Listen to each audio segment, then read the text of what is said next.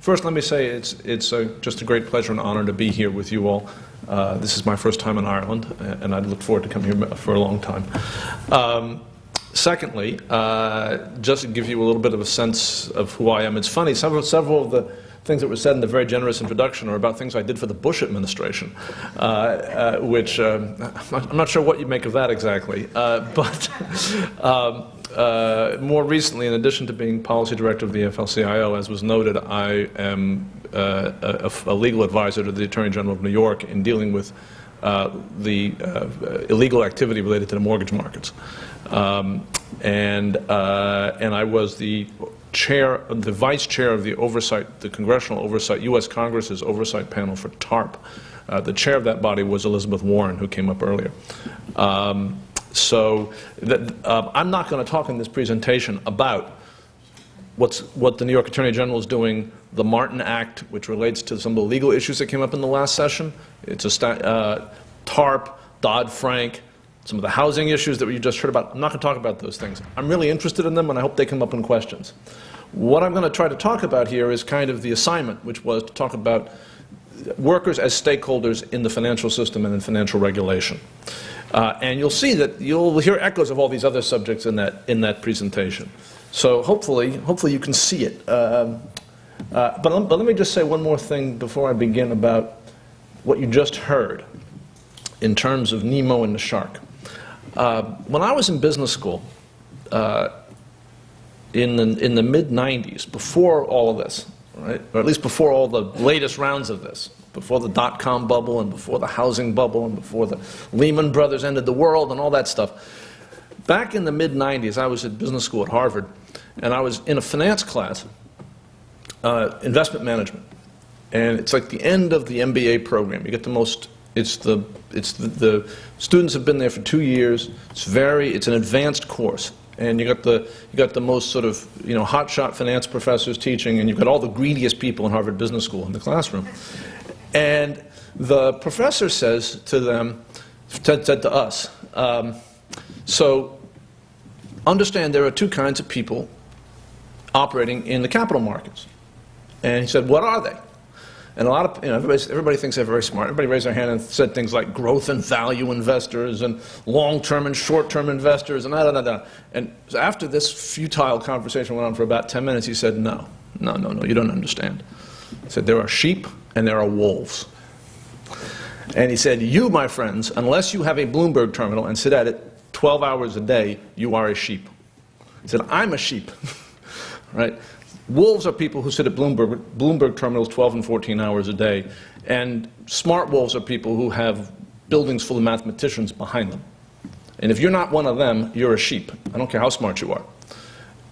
This is indicative of something about how far you can go with financial education. Now,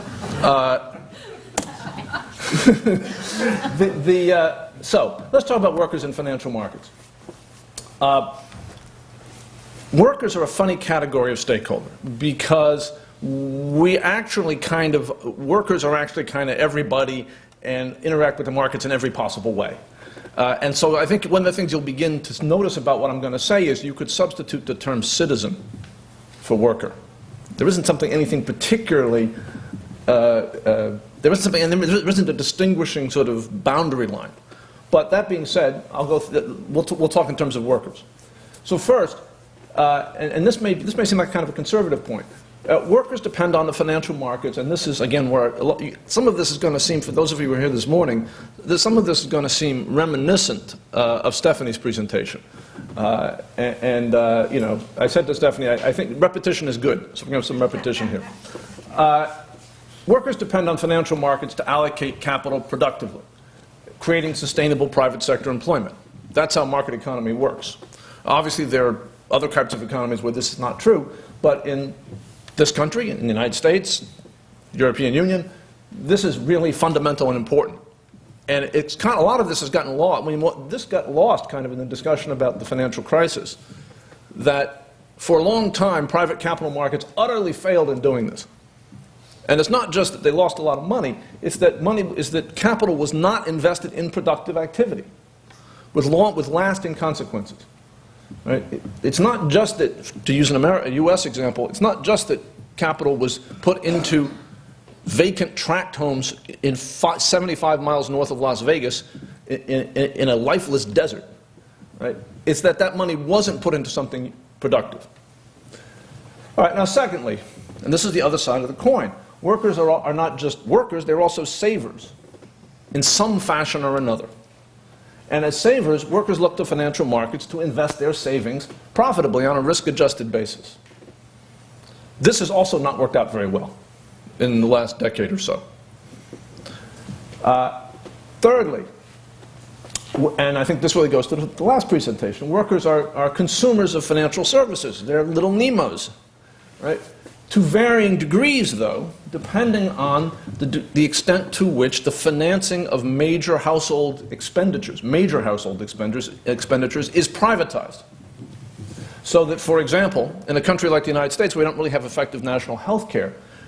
You're potentially at risk in the capital markets around your health care, around the financing of your health care.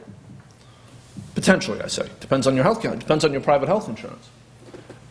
I think it's true in this country. I know it's true in the United Kingdom and in most of the European Union. That's not true. Your health care is covered through public expenditures, so you're not in play in the capital markets. If you're trying to own a private house, you are, where workers in the financial sector are largely unorganized, largely not in unions. I think it's more typical, say, in Europe, to realize that there are ordinary folks working in the financial sector as well as billionaires. Finally, workers have an overarching interest in seeing to it that financial intermediation is not that expensive. It's because you're just being bled, effectively. Now, there is a little tension here, I hope you notice, that if you work in the financial industry, you're on both sides of this equation. Right? So that, if you're an employee of Rabobank, you probably want Rabobank to make a little money. But maybe not at your expense as a customer of Rabobank. A little tense. Now, if financial markets aren't well regulated, some bad things happen to workers. All right. Speculative bubbles and collapses, and we've heard about them in different ways. I enjoyed the graphics in the last presentation particularly. Speculative bubbles and the collapses that follow them, if you have a financial system that's characterized by that kind of thing, then you get systematic underinvestment in productive activity. Not just in the bad times, but in the good times. In the good times, capital is drained off into illusions of various kinds. All those swimming pools in North Las Vegas I was referring to a moment or two ago. The illusion of high rates of return in bubbles draw capital away from sustained productive activity. Then, when the bubble bursts, there's such fear of risk and an inability of financial institutions to bear the risk because they got no capital, right, that you see underinvestment in business activities that have ordinary risk characteristics. And if you wonder about that, you can just look at lending data from the United States for small and medium-sized enterprises since 2008, and you can see it live. Secondly, weak financial regulation leads to what you heard about in the last presentation. Financial market institutions systematically exploiting information advantages over workers, both as investors and as users, consumers of capital. And of course, indirectly, when this happens, workers are hurt when employers, when companies, are on the losing end of interactions with the financial system. And this set of things is quite important and has been quite painful recently. Finally, and this is sort of the end game, and we're living it now, both in this country and in the United States, weak regulation leads to the phenomenon of privatized profits and socialized losses. All right? So this phenomenon begins with bailouts, right? When weak regulation leads to bubbles and collapse, undercapitalized institutions, mismanaged risk, perverse incentives within the financial system, and everything collapses, in comes the state with your and my money to rescue these institutions to prevent further systemic crisis. So first we pay then, and then, having bailed out the banks turn around and demand their money back from all of us, right, in the form of loans that they made to us during the bubble that now we can't pay the public. And when that plays out, not just in terms of loans we can't pay as households or as businesses, but loans that we can't pay, or they think we can't pay, in terms of public institutions, which leads to perverse fiscal policy in the service of creditor interests. In other words, austerity in periods of economic contraction, which further clobbers the economy, causes unemployment, falling wages, and falling asset prices.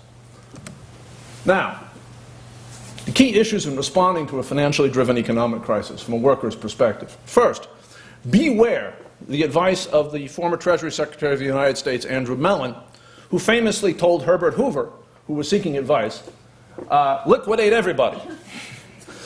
Liquidate everybody. In other words, force all values, all prices, as low, down to whatever their, quote, natural level is, as fast and as hard as you can. The consequences of following this advice, and there are people giving this advice in different terms right now, particularly in relation to the U.S. housing market. The consequences of this advice are deflation, long-term unemployment, social unrest, and political extremism. And depending on how aggressive you are about following this, will depend on how extreme you get in terms of those consequences. And if you remember what happened after Andrew Mellon, particularly in Europe, you can understand this can get pretty extreme. Secondly, and by the way, I had the great fun of being able to tell the head of the OECD that he was following Andrew Mellon's advice, and that Andrew Mellon's advice led to the Great Depression and World War II when I saw him last year in Davos. People came out of the room and said, Damon went into that room and told Gurria that he was going to cause World War III. and I was only half kidding when I said that. Secondly, subsidizing bank stockholders and long-term bondholders has extremely serious negative consequences. It's impossible, once you basically say our public policy is to keep these people whole, it becomes impossible to restructure household debt. And when you've over-leveraged households, then you're stuck with them forever. It's also, in the Japanese example of this, was substitute for household debt, corporate debt. Secondly, moral hazard. Right? The richest and most powerful people in your economy figure out that they can basically get away with anything. And they don't stop once, they keep going. Thirdly, regressive wealth transfer. You're basically transferring money from the citizenry as a whole to the wealthiest people in the country. Perhaps most importantly, at least in the US experience, this type of policy delegitimizes the state. Right? Nobody believes the government is acting in the public interest after it's basically engaged in a massive redistributive wealth transfer to the people who caused the crisis. And then finally here, it preserves the political power of failed financial institutions. And that power is then deployed to promote perverse fiscal policies, i.e. austerity in the face of economic contraction and deflation. What is a short-term successful approach to what is a successful short-term approach to financial crisis in this context? And what does pro-worker regulation look like in this context? A, you do need government intervention to prevent bank runs. In this sense, for example, TARP in the United States was not a bad thing. Doing nothing, which was the Andrew Mellon approach, is far worse. But it must be accompanied with rapid asset write-downs within the financial institution that then facilitate restructuring the debt on the other side, in households and in firms. You must replace failed management in the banks, because otherwise there's no political legitimacy and the moral hazard problems are impossible. Also, you'll never get a straight answer as to what the actual state of the bank is financially if you leave the people in place who caused the mess. They will lie to you all day long, and you'll have no idea what's really going on inside the bank. And then finally, restructuring the balance sheets. When this is done, when you do this kind of thing, then you end up with successful outcomes. The New Deal in the United States applied this approach. The United States did it again in the savings and loan crisis, and Swedish conservatives copied the US model in the early 90s in Sweden. Now, key financial structures, key regulatory structures for workers in the financial markets. This is all going to be completely counter to what you read in the financial press and among mainstream academics. All right? But it happens to be more or less the policies that produced long-term prosperity in the United States after the New Deal for 60 years. A, siloization. Split up basic commercial banking activity, deposit taking and commercial loans from financial market speculation. 2, tax policies that encourage long-term investment horizons and that do not subsidize financial speculation as opposed to ordinary work. 3, pension policies that encourage pooled investment rather than individual investors. You don't want people to be Nemos. You're not trying to make everyone into a Nemo. 4th, transparency, and we've heard a lot about that today. Basic transparency. By the way, transparency is the first casualty when you set out to subsidize the banks, because you have to lie about what you're doing. 5th, substantive consumer financial regulation. You just heard about that in the whole NEMO presentation, how important that is. And finally, no loopholes, no self-regulation, no, what is that? It's very funny to hear the UK described as rules-based, no principles-based regulation as a sole approach. That's the notion that when people do something wrong, you tap them on the shoulder in their private club and say, that's not done. That is no way, that you can't run financial regulation that way. Now, finally, I think we have to understand that even well-regulated financial markets, there's some things they cannot do. And asking them to do these things is to ensure that these things are not done. And these things are really important. First, financial markets will not direct adequate capital to public goods such as infrastructure. That's because they are public goods. We've spent in the United States 20 years pretending that we can get financial markets to fund public goods. They never will. All right? And if you want to, and the proof is in the completely disastrously inadequate level of public good finance in the United States. 2, financial markets will not make good long-term judgments on issues such as climate change. It's not just that climate change is a public good. It's that the time horizons are just completely beyond the way that financial market actors behave. If we rely on them to do that, we will make the wrong decisions. And I think, again, if you look at the history since climate change became a known phenomenon in the early 90s, proof. Thirdly, and this was mentioned earlier today, and these are all things that are critical for working people. Financial markets cannot replace financial institutions. And this is a subtle point. It's not about finance versus the government or NGOs or something. This is about markets versus institutions. Financial markets cannot replace financial institutions' ability to do small-scale underwriting, whether that means small-scale underwriting of home mortgages or small-scale underwriting of small and medium-sized enterprises. In the United States, we hollowed out our financial institutions in this area. We converted them into kind of markets in a way. We used the securitization model as our model for all finance, and it simply doesn't work.